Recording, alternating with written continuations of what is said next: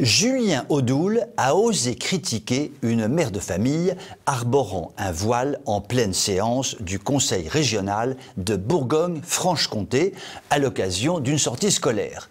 Ça alors! Allah merci, une manifestation parisienne a été organisée pour prendre la défense de la mère de famille.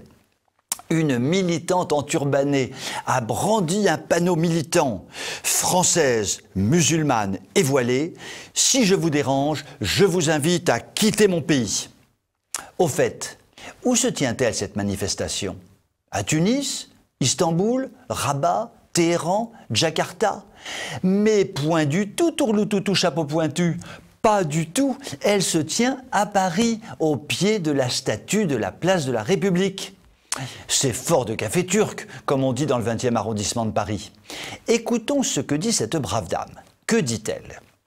Si jamais notre cœur ne bondit pas d'allégresse à la vue d'un hijab, si notre âme n'exulte pas de joie en contemplant un niqab, eh bien, nous n'avons qu'à partir. Nous faisons nos valises et raoust à nous de quitter la France. Madame est chez elle et nous incite à partir. Madame se sent tellement comme chez elle que maintenant, c'est nous qui la dérangeons visiblement. Nous lui sommes tout à fait reconnaissants de nous inviter à quitter son pays. Enfin, le nôtre, mais qui n'est plus le nôtre, mais qui est devenu le sien manifestement. On nous invite. C'est trop aimable, vraiment. Quelle politesse, quelle courtoisie. C'est peut-être le signe d'une intégration réussie.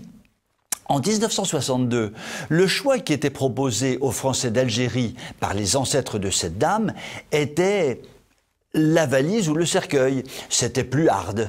Aujourd'hui, en 2019, les manières sont plus civilisées. Madame nous invite à partir.